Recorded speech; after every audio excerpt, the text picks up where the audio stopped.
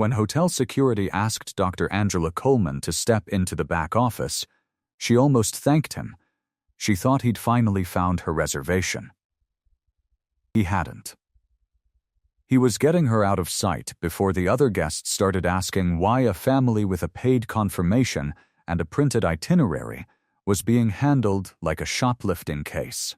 Half an hour later, that same guard would be standing frozen 10 feet away, watching the woman he'd just walked out of the lobby save a stranger's life on its marble floor. Nobody saw that coming. Not the guard. Not the manager. Not even Angela. But to understand how a hotel ends up owing its life to the guest it just spent 40 minutes refusing to believe, you have to go back to 3:40 that afternoon, to the moment all she wanted was a room key. The drive up from Charlotte took 2 hours and 40 minutes, and Angela Coleman spent the last 20 of them with her father's photograph resting face up on her thigh, not looking at it, just knowing it was there. She was 47 years old, an attending ER physician with 19 years at Blue Ridge Regional behind her, and she had learned a long time ago how to carry things without letting her hands shake. The photograph was black and white, soft at the corners from being carried in wallets for 60 years, first her father's, then hers. In it, a young man in a wine-colored uniform stood at attention beside a set of brass-handled doors, chin up, white gloves at his sides, not smiling. Underneath the image, in her father's handwriting, 4 words: Ashford Arms, 1963. Working. You okay back there? Her husband Terence asked from the driver's seat, catching her in the mirror. I'm fine, she said, and slid the photo back into her wallet. You've said I'm fine 4 times since Charlotte, Maya said from the back seat, not looking up from her camera. That's a personal record. Maya, I'm just saying. Usually it's 2, tops. Angela caught her daughter's eyes in the side mirror and, despite everything, smiled for real. Maya had inherited exactly none of her mother's instinct for smoothing a room over, and most days Angela considered that one of her proudest accomplishments as a parent. In the rear view, their daughter Maya had her camera up against the window, chasing the mountains as they rolled by outside, 17 years old, a Nikon that had cost 3 summers of babysitting money slung around her neck, and the quiet, unbothered confidence of a kid who'd never once been told her name sounded made up. She was the yearbook's photo editor and had already decided, out loud, more than once, that she was going to shoot the entire reunion weekend on film, because digital doesn't know how to wait for anything. Terence Coleman was 51, the principal of a public high school he'd spent 22 years climbing toward, a man whose tie was always straight, and whose voice never rose in a meeting even when everyone else's did. He'd learned that particular stillness the hard way, 9 years into his career, the first time a parent had walked into his office, looked past him, and asked to speak to whoever's actually in charge, not knowing, or not caring, that the answer was standing right in front of them. He didn't tell that story often. He didn't need to. It lived in the same place as Angela's Smile First checklist, a small permanent adjustment neither of them had chosen and both of them had made anyway.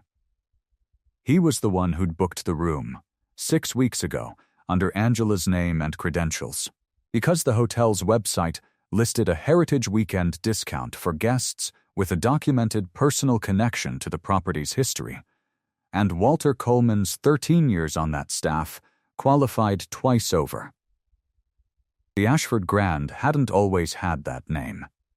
For most of the 20th century, it had been the Ashford Arms, a grand, columned relic on a hill above downtown Asheville, the kind of hotel that put its name on postcards and its black employees nowhere near a guest room. Walter Coleman had worked its front doors for 13 years, from 1961 to 1974, opening cars for men who tipped him a quarter and never once considered that the man in the wine-colored coat might someday want to walk through those doors as something other than staff. He used to say it without bitterness, which somehow made it worse. I opened that door for every kind of person there is. Just never for myself. He died 6 years ago, at 84, 3 months after the hotel, sold twice over, gutted, rebranded, reopened under new ownership as the Ashford Grand, with a marketing campaign built entirely around honoring a century of Asheville hospitality. Angela had seen the ad on television and had to sit down. She had a habit, one she'd never named out loud to anyone but Tarrant, of running a small private checklist every time she walked into a room she hadn't been in before. Note the exits. Note who's watching. Smile first so nobody gets to decide you're the problem. She'd built it in medical school, refined it during residency, carried it into every ER shift for 19 years, and never once thought of it as fear. Exactly. More like a coat she put on the way other people put on sunscreen.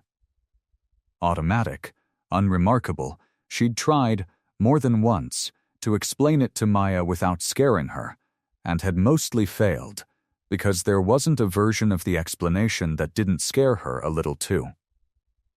Her sister Rosalind and 11 cousins were driving in from Atlanta, Memphis, and Columbia that same afternoon, timed to arrive over the following 2 hours so the lobby wouldn't be overwhelmed all at once. Angela had planned it herself, on a spreadsheet, the way she planned everything: arrival windows, room assignments, a toast scheduled for Saturday evening in the hotel's rooftop event space, 40 one-place settings, a cake with Walter's photograph printed in frosting. She had thought, driving up, that the hardest part of this weekend would be keeping her mother from crying too early. She had not once considered that the hardest part would happen before she'd even gotten a room key. This weekend was supposed to close something. Walter would have turned 90 on Saturday. 41 Colemans, from 6 states, were converging on the hotel where their patriarch had spent 13 years in a coat with somebody else's name stitched inside the collar to celebrate him, finally, as guests. Angela had the room confirmation printed and folded in her bag, next to the photograph, because some things you don't trust to a phone screen. They pulled under the hotel's restored portico at 3:40 in the afternoon. The building was enormous and pale gold in the sun, 11 weeks out from a $40 million renovation, banners still up from the relaunch gala announcing a new era of grand. Boxwood hedges, trimmed into perfect rectangles, lined a driveway paved in the kind of pale stone that shows every water spot. Somewhere behind the building, a fountain ran loud enough to hear from the car. A young white couple ahead of them handed their keys to a valet without breaking their conversation, laughing about something on one of their phones, and the valet, barely out of his teens, sunburned at the collar, had their bags on a cart, and the two of them walking through the front doors inside of 90 seconds. Nobody asked them for anything. Nobody asked to see the reservation on their phone or the card in their wallet. It was, Angela would think later, the most unremarkable 90 seconds of anyone's entire day, and that was exactly the point of it. That was what it was supposed to feel like to walk into a hotel you'd paid for. Unremarkable. Their own valet. Older, more careful. Took Terrence's keys with a polite nod and nothing more. Angela unbuckled her seatbelt, touched the outside of her bag where the confirmation sat, and told herself, the way she always did walking into any room that wasn't built with her in mind: smile when spoken to, move steady, don't make it easy for anyone to call you difficult. It hadn't failed her yet. It was about to. The lobby smelled like white tea and fresh paint, all soaring ceiling and reclaimed chestnut beams. A chandelier made from what a placard called repurposed 1949 brass fixtures hanging over a fountain nobody was allowed to throw coins into. Near the fountain, a man in a slate-gray suit sat alone with a closed laptop and a small leather notebook open on his knee, a coffee going cold beside him, watching the front desk more than the view. Nobody paid him any attention. There was no reason to. At the desk, a man in his early 40s with a laminated Ashford Grand pin that read Grant Kessler, operations manager, looked up as the Colemans approached, and Angela watched his eyes do the thing eyes do, a half-second sweep, chin to shoes, that most people never notice happening to them, and that she had never once, in 47 years, failed to notice happening to her. "Welcome to the Ashford Grand," Kessler said, in a voice built for postcards. "Checking in? We are. Reservations under Coleman." Angela Coleman. She slid the printed confirmation across the marble. He didn't pick it up. He typed instead, unhurried, eyes on the screen. "I'm not finding anything under that name." "It should be tied to the Heritage Weekend rate," Terrence said, stepping up beside her. "Booked 6 weeks ago. Confirmation numbers right there on the page." Kessler glanced at the paper without touching it. "That's a booking site printout. Sometimes those don't sync properly with our internal system." He said it kindly, the way you'd explain something to a child, and that kindness was somehow the worst part. "Do you have a credit card I can search under instead?" Angela handed one over. More typing. A pause that went on a beat too long. Behind them, a white family of 4, mother, father, 2 kids in matching camp shirts, walked in hauling a cooler and 3 duffel bags, and a second clerk waved them over with an easy "right this way, folks," no ID requested before the room key was already sliding across the counter. "I'm still not finding it," Kessler said. "I'm so sorry about this. Let me just... Do you happen to have a confirmation email?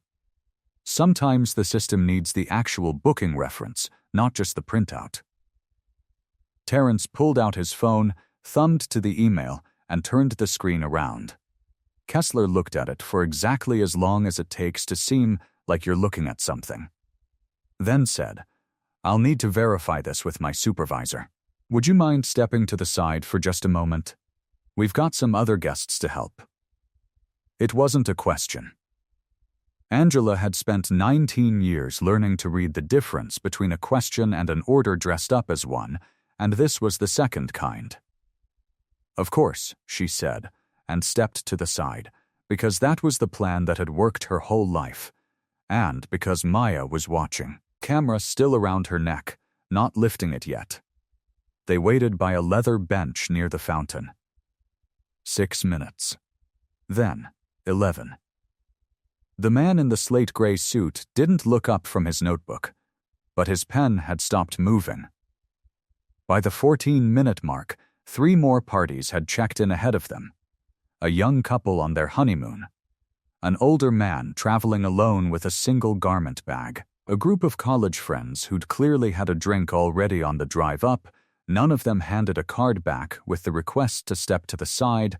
None of them asked twice for a confirmation email. Maya had started filming with her phone, low, at her hip, the way she'd practiced for football games where refs made calls nobody agreed with. "Mom," she said quietly. "Are we in trouble?" "We're not in trouble," Angela said, and believed it, mostly the way she'd believed it every other time in her life she'd had to say it to somebody younger than her. At the 16-minute mark, Angela's sister Rosalind arrived with her husband and 2 teenage sons, straight off the highway, suitcases still warm from the trunk.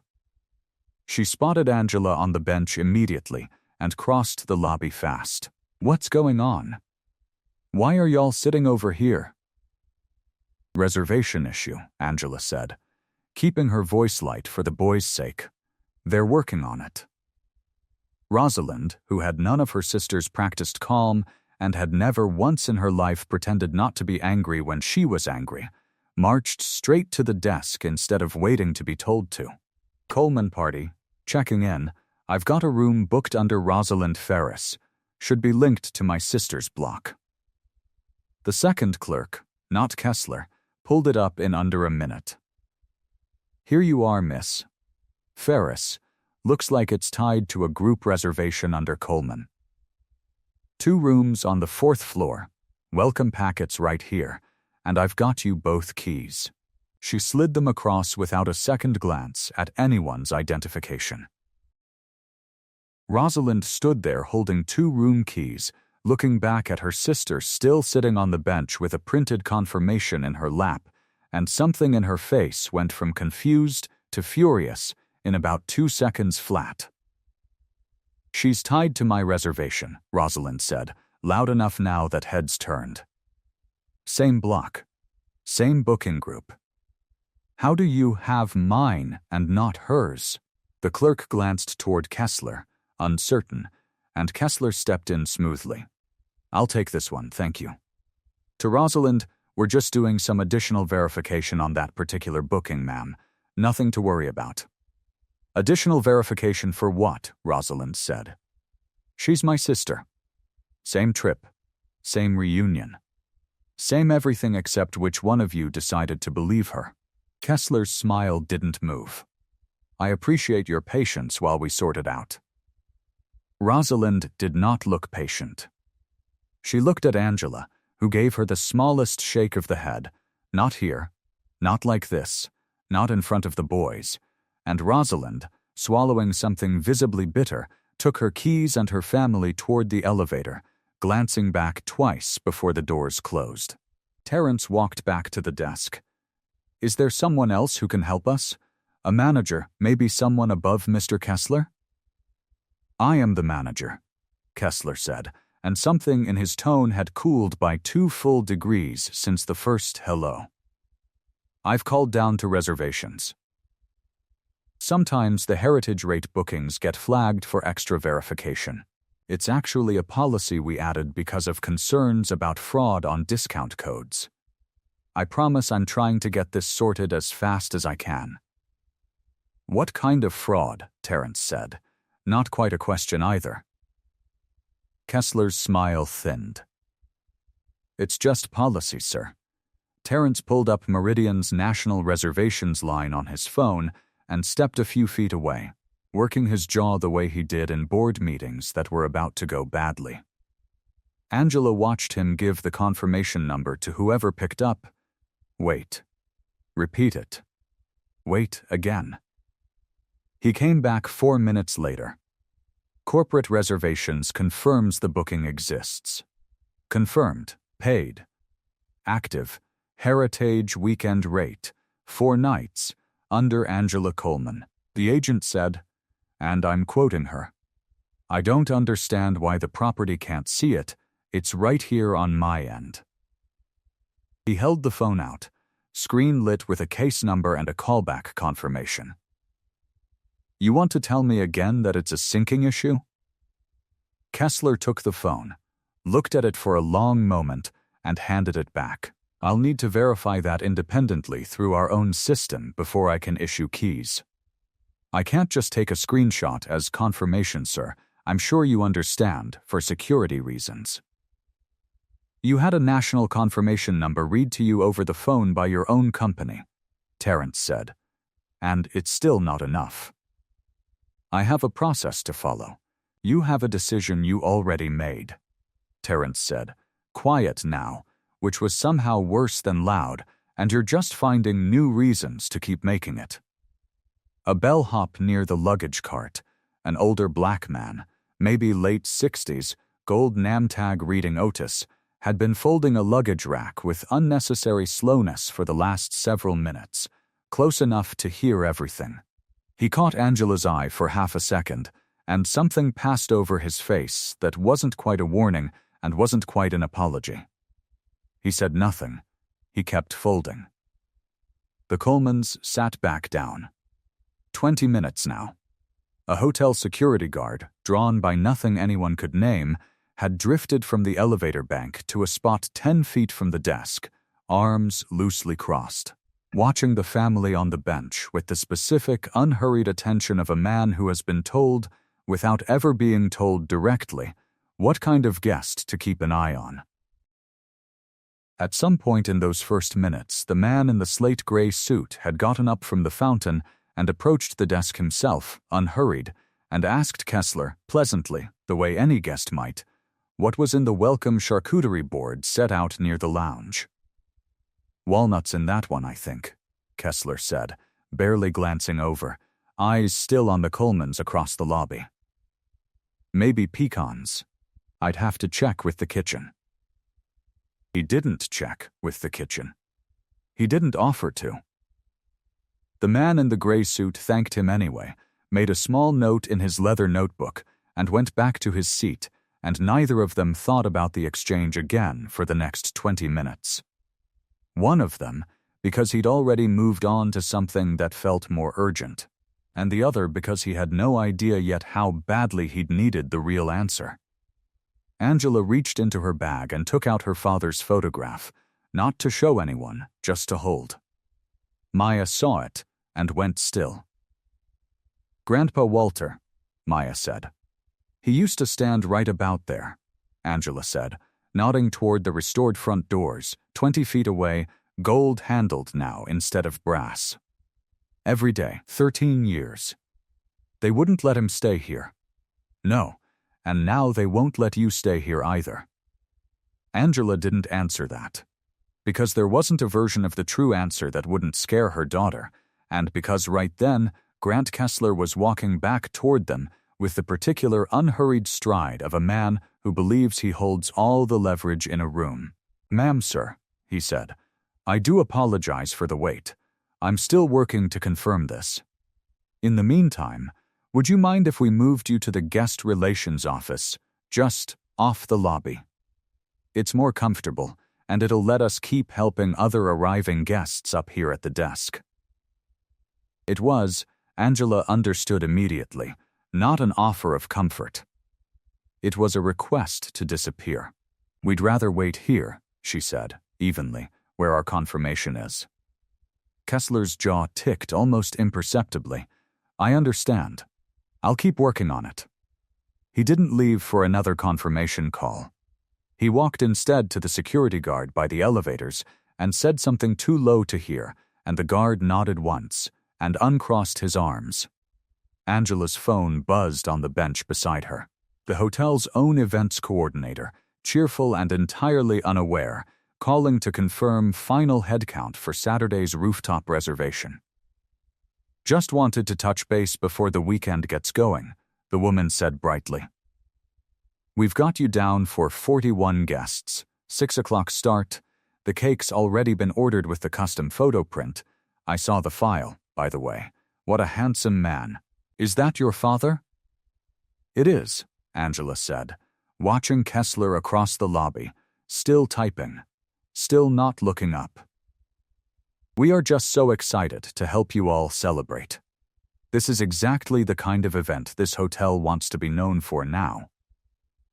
Is there anything else you need from us before Saturday?" Angela looked at her husband and daughter sitting beside her on a bench they'd now occupied for over 20 minutes, a security guard drifting closer by the second, and made a decision she would turn over in her mind for months afterward.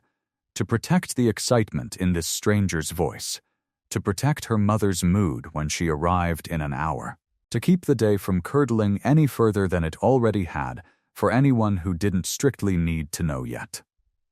"No," Angela said. "We're all set. Thank you." She hung up and for a moment just held the phone in both hands, the cheerful voice still echoing against the sound of the security guard's shoes crossing the marble toward them. Her phone buzzed again almost immediately, her mother this time, 40 minutes out, checking in the way she always did before a long drive's last stretch. Angela stepped a few feet away to take it, out of Maya's earshot. "We're about to hit the interstate," her mother said. "You all checked in okay?"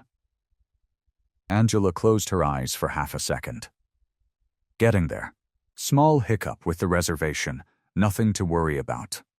Her mother, 81 and sharper than anyone gave her credit for, went quiet in a way that meant she'd heard exactly what Angela hadn't said. "What kind of hiccup?" "Angela. Mama. I promise, it's being handled." "Your father used to call me from a payphone down the road from that hotel," her mother said, "every single night for 13 years, so I'd know he made it home okay. Not because the drive was dangerous. Because some nights that hotel took something out of him he didn't want to bring through our front door, and he needed to leave it in that phone booth before he came inside." A pause, the hum of highway noise behind her voice. "You tell me right now if that place is starting up with you the same way it started up with him." "It's being handled," Angela said again, and this time she meant it as a promise instead of a deflection. "I'll tell you everything when you get here. I love you. Drive safe." She hung up before her voice could give away anything else, and stood there a moment longer than she needed to, watching Grant Kessler through the lobby's warm afternoon light, before she walked back to the bench and sat back down beside her family. 22 minutes in, it stopped being about the reservation at all. The security guard, his name tag read Dale, approached the bench with the studied casualness of someone who'd rehearsed the walk. "Folks, I'm gonna need you to come with me for a second. Just some questions." "Questions about what?" Terrence said. He hadn't raised his voice. He'd taught himself, over 2 decades of parent meetings and school board hearings, never to give anyone a reason to say he'd raised his voice. "There's been some concern about the payment method and the booking," Dale said. "It's routine. Won't take long. We showed the front desk a valid card and a valid confirmation email," Angela said. "What exactly is the concern?" "Ma'am, I'm just asking you to step over to the office so we can clear this up quietly, without making a scene in front of the other guests." Without making a scene. As if the scene wasn't already being made, 30 feet away, by a man in a blazer who'd decided, in under 2 minutes, that a black family with a printed confirmation, a valid card, and a hotel-issued discount code needed to be treated like a security incident, while a family in matching camp shirts had walked past them into an elevator without a single question asked. The man in the slate-gray suit near the fountain had stopped pretending to work entirely. His notebook was open flat now, and he was writing, quick, small handwriting, his eyes flicking between the page and the desk with the focus of someone documenting something he intended to remember precisely. Nobody noticed him. Everybody was watching the Colemans instead. Maya's phone was still recording, held low but steady. A few other guests had drifted to a respectful, gawking distance, the newlyweds by the elevator. The man with the garment bag pretending to read a hotel brochure he'd already read. The young bride tugged her husband's sleeve and said something low, and he shook his head slightly. The universal gesture for "not our business." And they got in the next elevator without another word. Nobody said anything. Nobody moved to help. That silence, Angela would think later, was its own kind of answer. Not cruelty exactly, just the particular cowardice of people who'd rather not know what they were watching. "We'll come with you," Angela said quietly, because a hotel lobby with a security guard and 40 strangers watching was not a hill worth her daughter's fear. "But I want it noted that we've cooperated fully and provided a valid reservation and payment method twice." "Duly noted, ma'am," Dale said, in a tone that suggested nothing would, in fact, be noted anywhere. They followed him toward a small office door marked Guest Relations, tucked behind a bank of elevators out of the main lobby's sightline, which, Angela understood with a cold, clean clarity, was precisely the point. That was the lowest of it.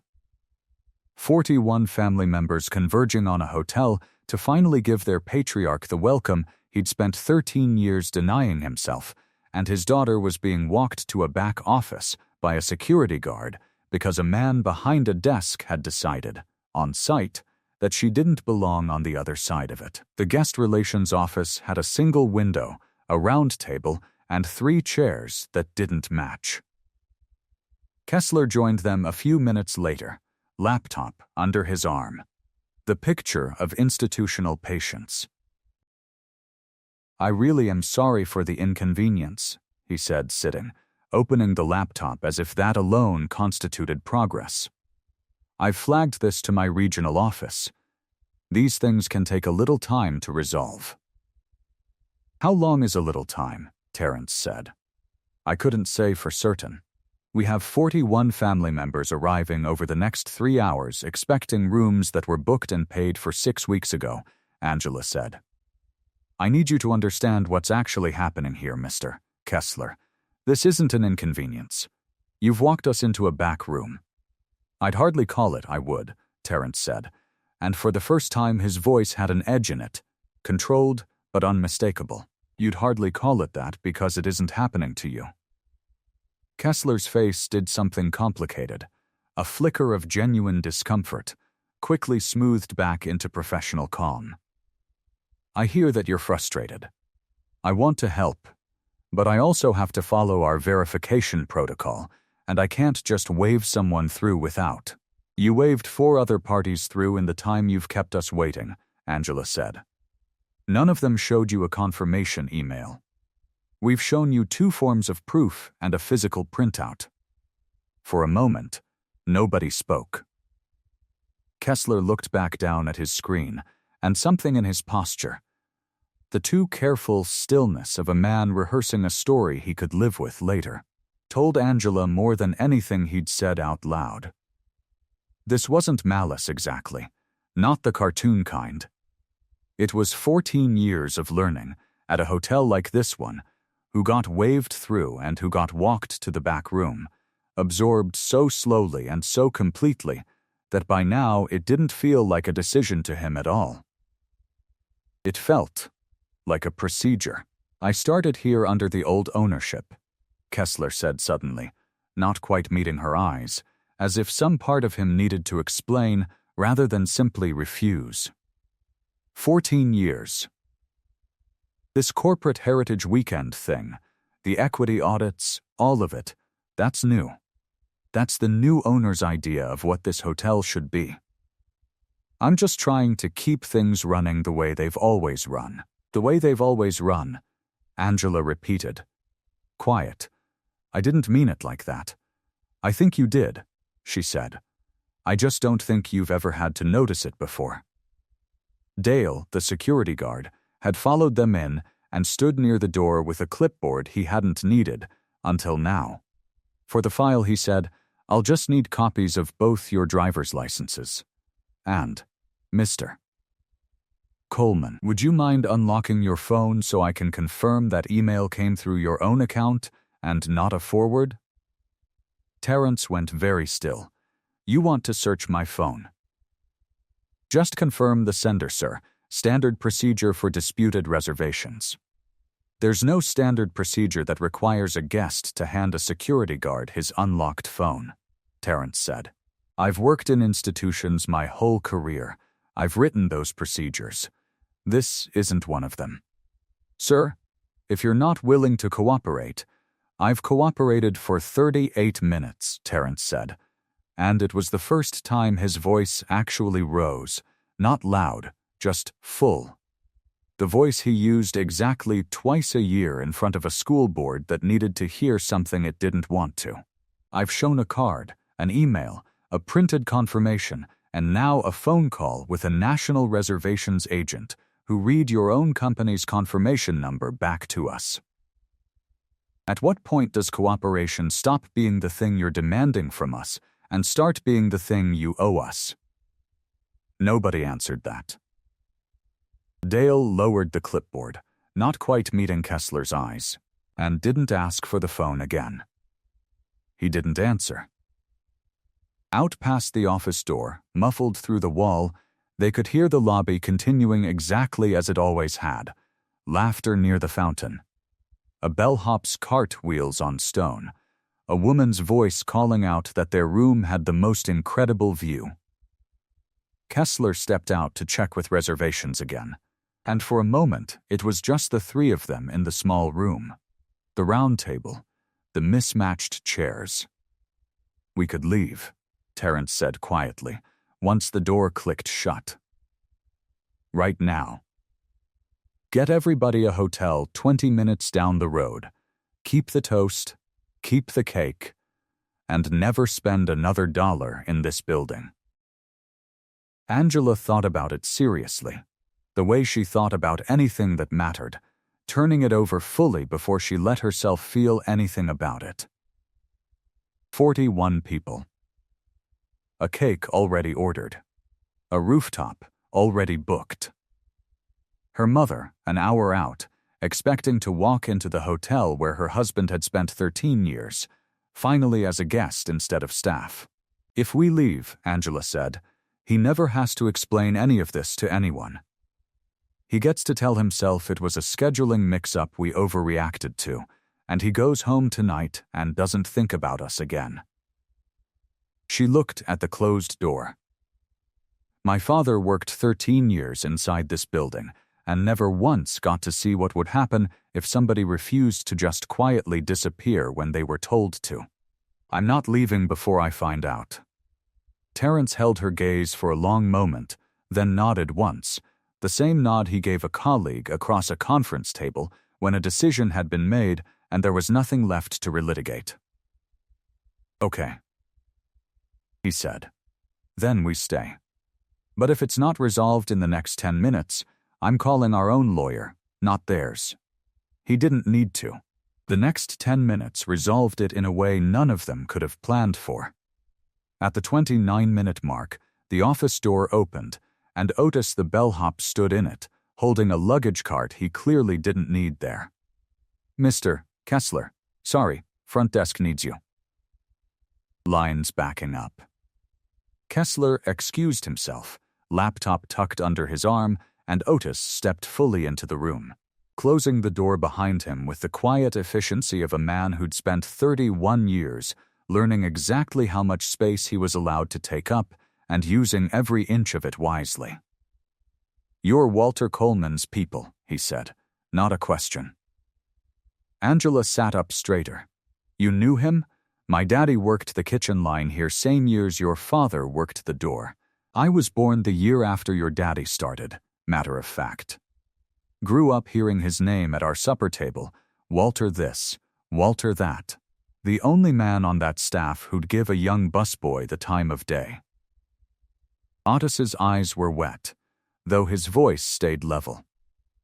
"I started here 31 years ago myself. Doorman, then bell captain, then whatever they need me to be that week. I trained 6 front desk managers in that time. Every single one of them got promoted past me eventually. I never minded much, until today, watching a man I trained treat Walter Coleman's daughter like she snuck in through a window." "You trained Kessler?" Terrence asked. "Trained him on this desk his 2nd month here. He was a good kid, once." Otis shook his head slowly.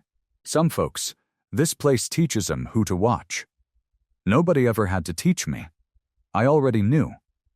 "Why didn't they ever promote you?" Terrence asked. It wasn't an idle question. He'd spent 22 years watching exactly this pattern play out in a school district, watching capable people get passed over for reasons nobody ever wrote down honestly. Otis considered the question like a man who'd asked it of himself many times and stopped expecting a satisfying answer. "Every review I ever got said the same thing. Excellent with guests, not quite ready for management. 28 years running, I heard that. I trained the men who got the job instead of me often enough that I stopped keeping count around year 15. He shrugged, not bitterly, just tired in a way that had settled into his bones a long time ago. I used to tell myself it didn't matter, long as the work got done right. I don't know that I believe that anymore. But I'm 68 years old and I've got a pension vesting in 2 years, so I do the work and I keep my own counsel. And I try to make sure the young ones coming up behind me don't have to wait 28 years to hear somebody say they're ready. Maya, quiet until now, spoke up. Did my grandpa ever talk about wanting to stay here? As a guest, I mean. Otis smiled, small and sad. Baby, he used to say it to me almost every week. Said one day his family was going to walk through that front door and nobody was going to ask them a single question about whether they belonged. He looked at Angela. I am sorrier than I know how to say that it's taken you standing in a back office to prove him right instead of wrong. He left before Kessler returned, the cartwheels squeaking away down the hall, and for the first time since they'd walked into the lobby, Angela let herself cry. Not long, not loud. Just enough to let it move through her before she wiped her face, checked her reflection in the office window, and reset the expression she'd worn her whole professional life for exactly this kind of room. Kessler came back at the 34-minute mark with the same laptop and the same unresolved apology, and it was somewhere in the middle of his third repetition of "I'm still working on verifying this" that the lobby, on the other side of the wall, made a sound none of them had heard it make yet. A crash. A chair scraping hard against stone. A woman's voice, sharp with panic. Somebody help him. He's not breathing right. Kessler's head snapped up. Angela was already moving, the same motion her body had made 10,000 times in 19 years of trauma bays, faster than thought, out the office door, through the hallway, into the lobby, where a crowd of guests had gathered in a loose, useless circle around a man on the floor by the fountain. It was the man in the slate gray suit. His notebook lay open beside him, pen still rolling across the marble.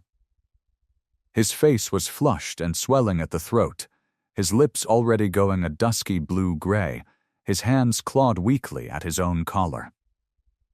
A charcuterie plate from the welcome table sat overturned nearby, a scatter of walnuts and soft cheese across the floor, the same walnuts Grant Kessler had waved off 20 minutes earlier without bothering to confirm.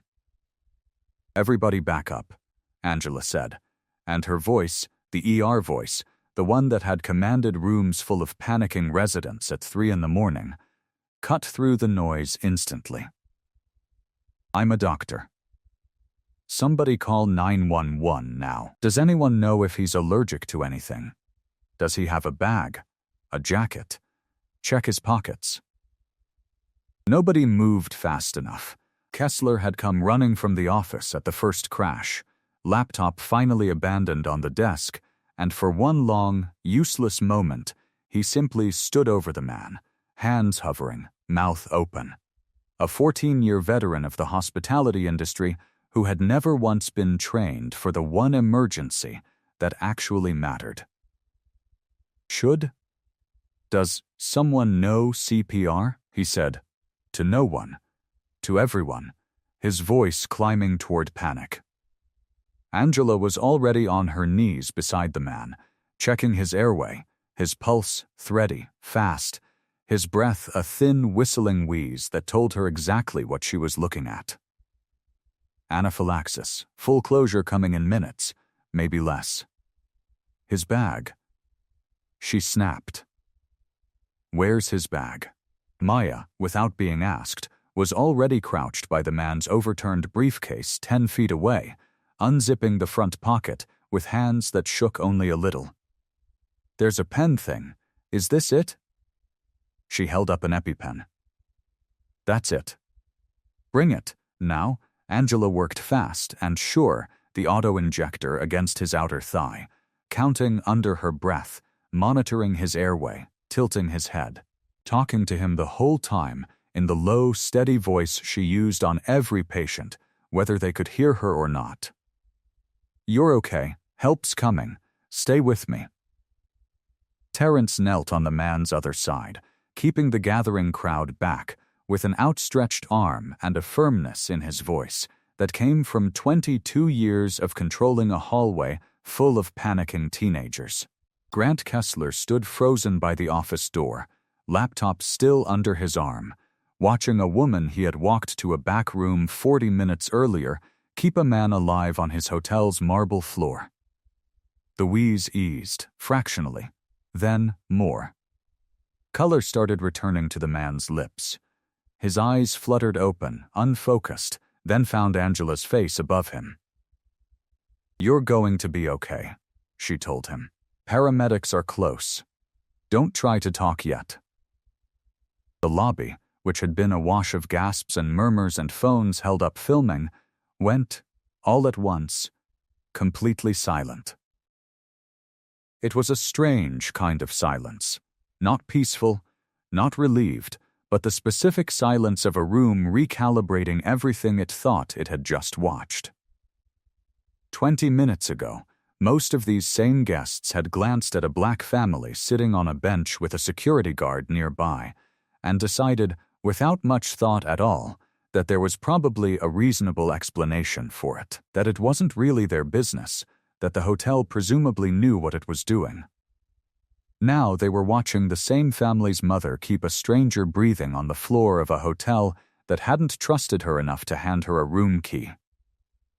Nobody said it out loud. Nobody needed to. It moved through the room anyway, guest to guest, like weather. The paramedics arrived 9 minutes later to find the crisis already handled, vitals stable, airway clear, a physician's handoff report waiting for them delivered in the clean, clipped shorthand of someone who did this for a living. They loaded the man onto a gurney with profuse thanks to the doctor, and it was only as they wheeled him toward the doors that he lifted a hand and asked them to wait. "Not yet," he rasped. "I need a minute."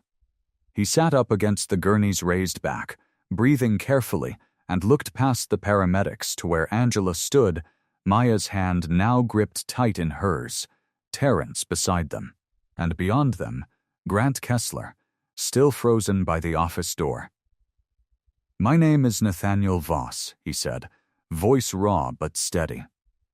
"I'm the Senior Director of Guest Equity and Compliance for Meridian Hospitality Group.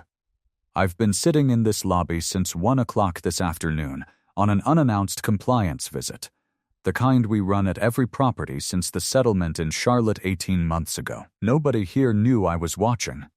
That was the point." He looked directly at Kessler. "I watched you turn away this family for 40 minutes on a reservation you never once actually tried to find. I watched you wave through 4 other parties with less documentation than this family provided twice. I watched you have a woman and a 17-year-old girl escorted to a back office by security, while a family in matching t-shirts got their room key in under 90 seconds. His voice cracked, not from anger now, but from the residue of nearly dying. "And then, I watched that same woman save my life on your lobby floor while you stood there holding a laptop." The silence in the room had a texture to it now, thick and total. Every guest, every staff member, the hotel's general manager, summoned by a frantic call minutes earlier and arriving just in time to hear all of it, stood frozen in place. Kessler's mouth opened. Nothing came out at first. "I didn't know who you, that's the entire point," Voss said. "You weren't supposed to know who I was. You were only ever supposed to know who they were, and you decided that in about 4 seconds, standing behind that desk, and you never once reconsidered it, not for 40 minutes, not even when they proved you wrong twice." He pressed a hand briefly to his throat, still tender. "I asked you a simple question about a food allergy 20 minutes before that plate nearly killed me, and you couldn't be bothered to walk to the kitchen to get me a real answer. You had time to interrogate a family's marriage certificate's worth of documents, but not time for that. I don't think you're a cruel man, Miss Kessler. I think you're a man who decided a long time ago which problems in this lobby were worth his full attention, and it cost you today in ways you're only starting to understand." The general manager, a composed woman named Priya Anand, new to the property, 3 months into the job, stepped forward, visibly shaken. "Mr. Voss, I am so sorry. I had no idea any of this was." "I know you didn't," Voss said.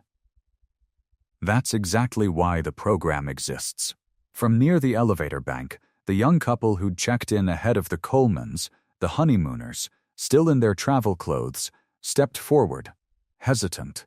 "We saw the whole thing," the young woman said. "We got in at the same time. Nobody asked us for anything. We felt weird about it the whole time we were standing there and didn't say anything, and I'm sorry we didn't." "You don't owe me an apology," Angela said, and meant it. "You didn't do this." "No," the young woman said. "But I watched it happen and didn't do anything either, and I don't think that's nothing." Priya Anand turned to Kessler. "Grant, walk me through the verification protocol you followed today, step by step." Kessler's composure, held together for 40 minutes by rehearsed apologies, finally cracked. There were some inconsistencies with the booking display, and the booking wasn't inconsistent," Priya said. "Corporate reservations confirmed it by phone 20 minutes ago. You had that confirmation in your hand and still required them to wait in a back office." Her voice was quiet, but there was nothing soft left in it. "I need you to answer me honestly, right now, in front of everyone standing in this lobby. If Dr. Coleman had walked up to that desk in a different car, wearing different clothes, would you have run that search twice?" Kessler didn't answer. The silence answered for him. He turned back to Angela, and something in his face shifted from institutional formality into something plainer and more human. "Dr. Coleman, I don't have the words for what you did for me in the last 20 minutes. I intend to make sure this hotel understands what it did to you in the 20 before that." Angela looked at him for a long moment. She didn't reach for triumph. It wasn't in her, not for this, not after 13 years of her father standing at those same doors in a coat that wasn't his. "I didn't save your life to make a point," she said, quiet enough that the room had to lean in to hear it. "I did it because it's what I do. But, since you're asking, my father worked this hotel's front doors for 13 years and was never once allowed to walk through them as anything but staff. He would have turned 90 on Saturday. We came here to finally give him that. Instead, your manager decided, before he even ran our name, that we didn't belong on the guest side of that desk." She looked at Kessler, not unkindly, which somehow landed harder than anger would have. "You didn't need a policy to know I had a valid reservation. You needed one to justify not believing me. Those aren't the same thing, and I think you know that now." Kessler said nothing. There was nothing left in the room for him to say that wouldn't make it worse. The consequences moved faster than any of the Colemans expected, and mostly without them in the room for it. Priya Anand suspended Grant Kessler pending investigation before the paramedics had finished loading Voss into the ambulance. Meridian Hospitality's corporate office opened a formal review within the week, not just of the incident, but of Kessler's file, which turned out to hold 2 prior guest complaints along nearly identical lines, both previously logged and both previously closed with no action. He was terminated 11 days later. Whether he found other work in hospitality, none of the Colemans ever tried to find out. The internal review turned up more than anyone at corporate wanted printed in a single document. The 2 prior complaints against Kessler, both dismissed without interview, a pattern, once someone finally checked, of disproportionately long verification holds on reservations tied to the Heritage Weekend discount code specifically. The one rate class explicitly marketed toward guests with a documented family connection to the hotel's staff history, and a training file showing Kessler hadn't completed a single hour of the guest equity certification Meridian had rolled out chain-wide 18 months earlier, despite 3 separate reminder emails sitting unread in his inbox. The Ashford Grand's public apology, issued within 48 hours, was thorough and specific rather than vague.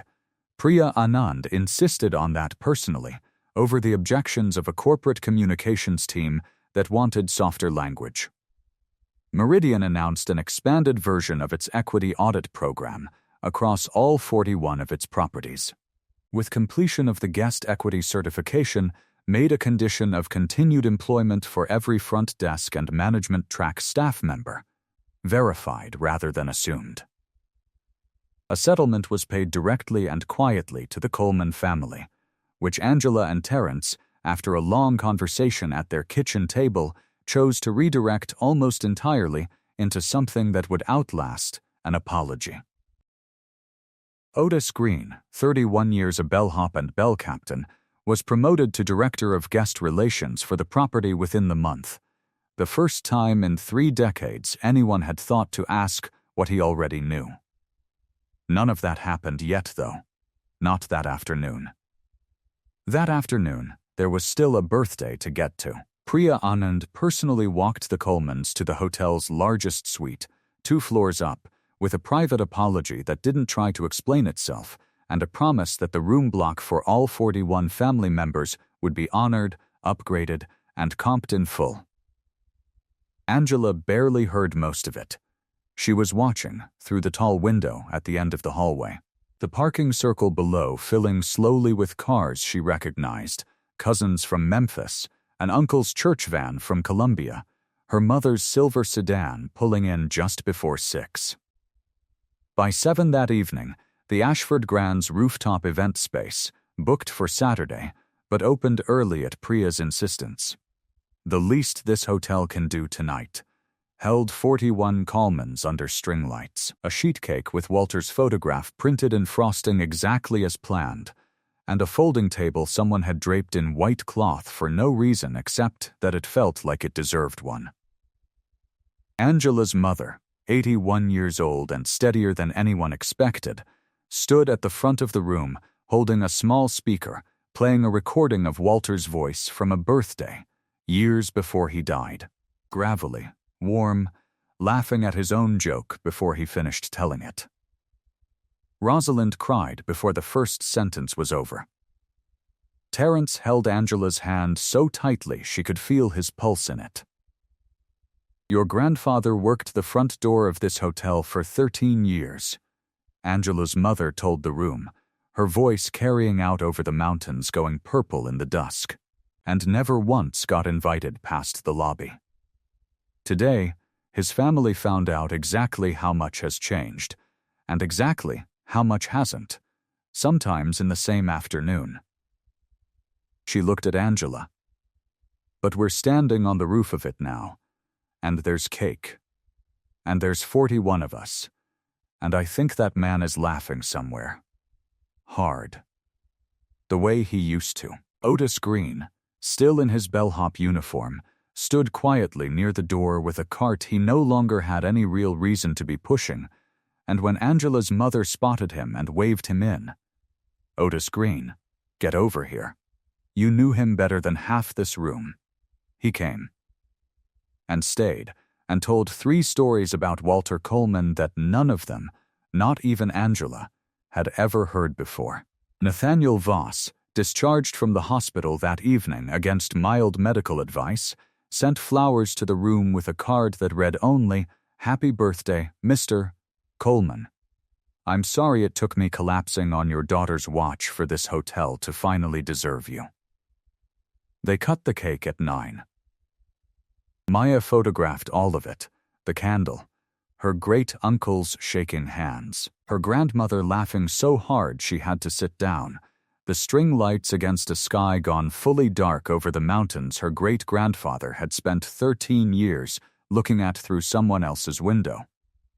It was, everyone agreed later, the best photograph taken all weekend, and it had nothing to do with any of what happened in the lobby at all. 11 months later, the Ashford Grand's lobby held a small brass plaque near the restored front doors, unveiled at a ceremony the Colemans flew back for. It read simply, "In memory of Walter Coleman, who opened these doors for 13 years and was never once welcomed through them himself." This hotel is better for finally learning what he already knew about dignity. Below it, in smaller letters, a second line, the Walter Coleman Hospitality Fellowship, training the next generation of hotel staff in the guest equity standards this property failed to meet in 1974, and again, briefly, in 2025. A small crowd gathered for the unveiling, hotel staff, a handful of Meridian corporate executives, 3 of Otis's current trainees in pressed uniforms, and every Coleman who could get a flight in. Priya Anand, a year into the job now, and visibly more tired and more certain of herself than she'd been that first afternoon, spoke briefly and without notes. "I've worked in this industry for 15 years, she told the room, and I used to think hospitality meant knowing how to make a stranger comfortable. I don't think that anymore. I think it means knowing how to notice who you've made uncomfortable and being willing to find out why." This plaque is the second thing. It should have been the first, a long time before any of us were born. She unveiled it herself, hands steady, and stepped back to let the Colemans see it uncovered before anyone else got close.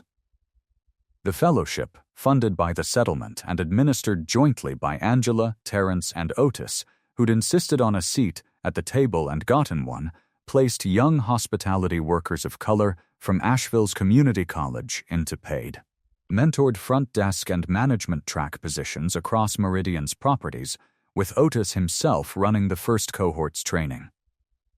6 months in, 2 of his 4 trainees had already been offered permanent roles. A third, a 20-year-old named Deja, who'd never worked a front desk in her life before the program, stood at the unveiling in a name badge of her own, crying without trying to hide it. "Mr. Green told us Mr. Coleman's whole story on our first day," she told Angela afterward. "Before he taught us a single thing about the booking system. He said we needed to know what we were standing on top of before we learned how to stand there."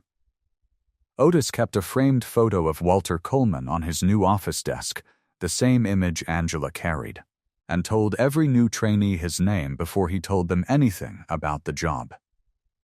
He'd started keeping a second, smaller frame beside it too, a photograph from the birthday party on the rooftop, 41 Colemans under string lights, which he said was there to remind his trainees what the job was actually for. Maya's photographs from that weekend. The confrontation caught low and unsteady on her phone. The collapse, the cake under the mountain sky, the plaque unveiling 11 months later, shot properly this time on the Nikon, became the backbone of a photo essay titled 20 Minutes that won her a Regional Student Journalism Award. More quietly, it became the first thing in the portfolio she carried into a journalism program the following fall, where her application essay opened with a single line, "I learned to use a camera because my mother taught me that some things only get believed once somebody else can see them too." She kept one print pinned above her desk that had nothing to do with any of it. Her grandfather at 24, white gloves at his sides, unsmiling, standing guard at doors he never got to walk through. Angela still worked the same ER shifts, still carried the same photograph in her wallet, though now it sat folded next to a second one. Herself, Terrence, and Maya, standing beneath the new plaque, finally on the right side of those doors. Once, a few months after the ceremony, a new medical resident asked her, half as a joke, how she managed to stay so calm under pressure in the trauma bay. Angela thought about it for a moment longer than the question probably deserved. "I've had a lot of practice staying calm in rooms that didn't want me in them," she said. "Turns out it's the same muscle either way." Nathaniel Voss sent a card on the first anniversary of the incident. It said only, "Thinking of you and your father this week. Some debts don't close out with an apology. Thank you for the 20 minutes that mattered more than any audit I've ever run." On an ordinary Tuesday not long after, back at Blue Ridge Regional, a new patient's family member looked past Angela to the younger white resident trailing behind her and asked, not unkindly, when the doctor was going to come look at his father. "I am the doctor," Angela said, the way she'd said it 1,000 times before, and pulled up a stool beside the bed without waiting for an apology that, this time, came anyway, quick and flustered. She didn't need it. She'd stopped needing it a long time ago. She just needed the room to let her do the work, and most days, eventually, it did. She thought, walking out of that room an hour later, that this was probably the truest ending available to a story like hers. Not a single dramatic afternoon in a hotel lobby, but 1,000 ordinary Tuesdays afterward, where the outcome simply got a little more predictable, a little less exhausting. One room at a time. Some places spend a fortune trying to manufacture grandeur, and never once stop to ask who they left standing outside it. The Ashford Grand had a chandelier made from fixtures older than most of its guests, a marble fountain nobody was allowed to touch, and a front door that took 62 years to finally open for the family of the man who'd spent 13 of them holding it open for everyone else. This story is a work of fiction, inspired by patterns that are, unfortunately, very real. Racial profiling in hotels, restaurants, and other public accommodations remains a documented, ongoing civil rights issue in the United States, alongside the well-established historical legacy of exclusion that many hospitality businesses were built on. If this story resonated with an experience you or someone you know has lived through, you're not imagining it, and you're not alone.